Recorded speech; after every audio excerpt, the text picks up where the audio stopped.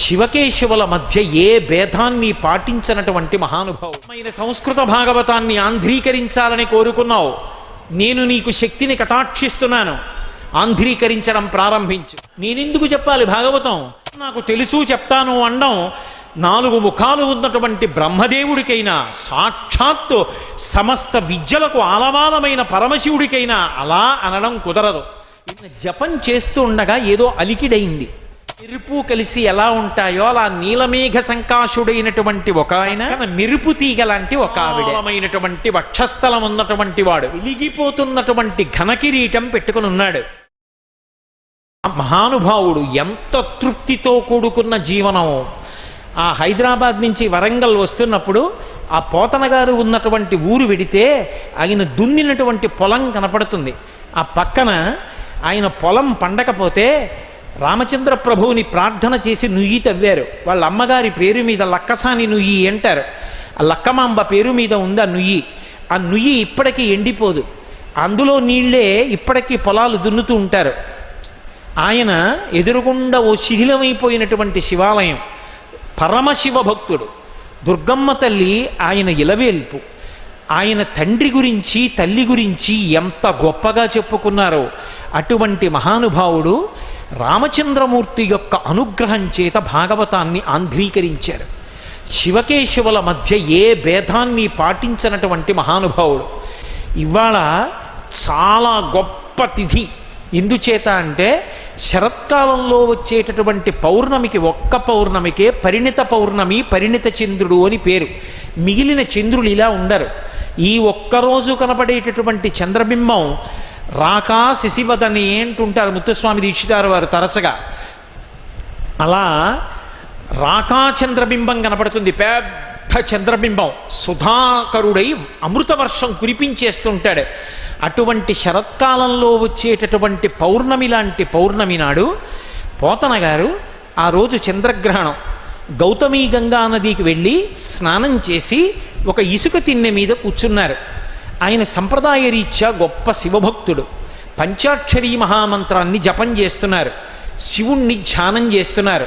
ఆయనకి మనసులో ఎప్పటి నుంచో కోరిక, శ్రీమన్నారాయణుని యొక్క కథల సమాహారమైనటువంటి వ్యాసప్రోక్తమైన సంస్కృత భాగవతాన్ని తెలుగులోకి ఆంధ్రీకరించాలి అని, ఆంధ్రీకరించి లోకులకు అందించాలని. ఆయన జపం చేస్తూ ఉండగా ఏదో అలికిడైంది, ఏదో చప్పుడైంది అని కళ్ళు విప్పి చూశారు. చూసేటప్పటికే ఆయన మాటలలోనే ఆయన చెప్పుకున్నారు. మెరుగు చెంగటనున్న మేఘంబు కైవడి నువిద చెంగట నుండి నొప్పువాడు,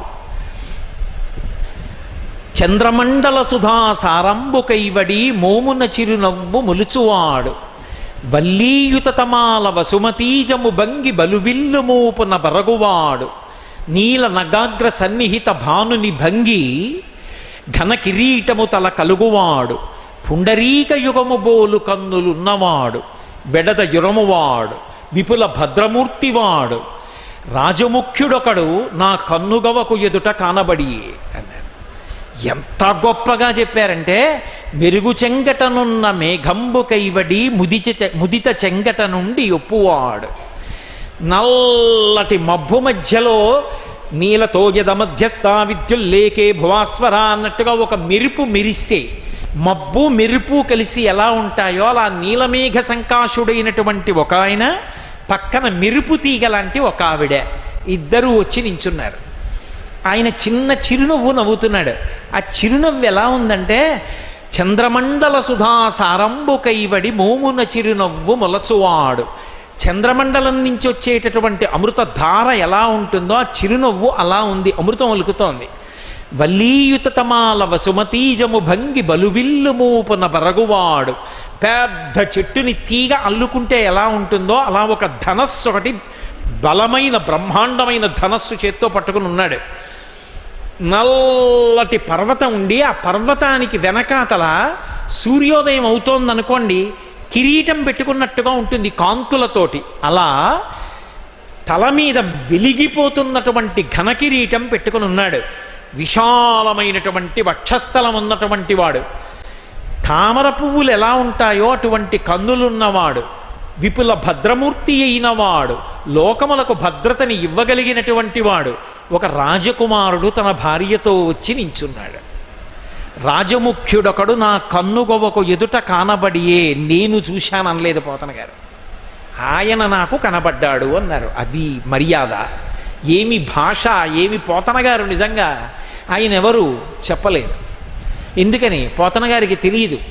పోతన గారు ఒక ఆనంద పారవస్యంలో ఉన్నారు.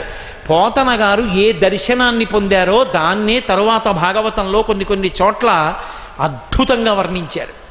ఆ కన్నుల ముందు రామచంద్ర ప్రభువు సీతమ్మ కనపడితే ఆయనకి నోట మాట రాలేదు. ఆనంద పారవస్యంతో అలా చూస్తూ నిలబడిపోయారు. రాముడు పరిచయం చేసుకున్నాడు. ఓ పోతన, నన్ను శ్రీరాముడు అంటారు. ఆహా మహానుభావ, 2 చేతులు ఎత్తి నమస్కారం చేశారు. ఎప్పటి నుంచో మనసులో కోరుకుంటున్నావు, నారాయణ కథల సమాహార స్వరూపమైన సంస్కృత భాగవతాన్ని ఆంధ్రీకరించాలని కోరుకున్నావు. నేను నీకు శక్తిని కటాక్షిస్తున్నాను, ఆంధ్రీకరించడం ప్రారంభించు. 12 స్కంధములను అలవోకగా ఆంధ్రీకరించారు మహానుభావుడు. ప్రారంభం చేయి. అందుకే చెప్పుకున్నారు, పలికెడిది భాగవతమట పలికించు విభుండు రామభద్రుండట నే పలికిన భవహరమగునట పలికెద వేరొండుగాధ పలుకగనేలా అన్నారు. పలికెడిది భాగవతమట, నేను భాగవతం చెప్తున్నాను. నేనెందుకు చెప్పాలి భాగవతం? నేను చెప్పట్లేదు, ఈ మైకు భాగవతం చెప్తుందా? నేను భాగవతం చెప్తున్నాను, ఈ మైకు భాగవతం చెప్తోంది. ఈ మైకు భాగవతం చెప్పినట్లు ఈ ఉపాధి భాగవతం చెప్తోందంటే లోపల నుంచి ఒకడు భాగవతం చెప్పిస్తున్నాడు. అలా పోతన గారు అన్నారు, నాలోంచి రామభద్రుడు భాగవతాన్ని పలికిస్తున్నాడు. నేను అది పలుకుతాను ఇది పలుకుతానండం ఎందుకు?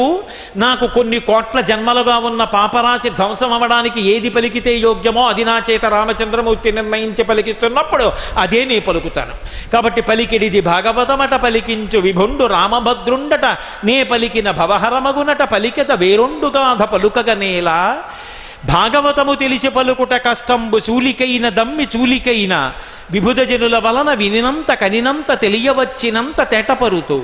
భాగవతం నాకు తెలుసు చెప్తాను అనడం 4 ముఖాలు ఉన్నటువంటి బ్రహ్మదేవుడికైనా, సాక్షాత్తు సమస్త విద్యలకు ఆలవాలమైన పరమశివుడికైనా అలా అనడం కుదరదు.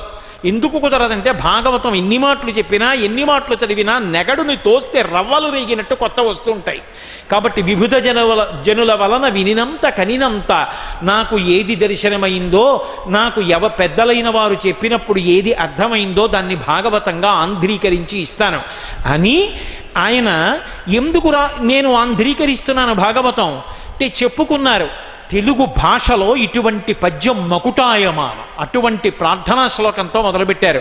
శ్రీకైవల్య పదంబు చేరుటకునై చింతించదన్ లోకరక్షైకారంభకు భక్తపాలన కళా సంరంభకున్ దానవోద్రేక స్తంభకు కేళిలోల విలస దృగ్జాల సంభూత నానా కంజాత భవాండ కుంభకు మహానందాంగనా ఢింబకున్ అన్నారు.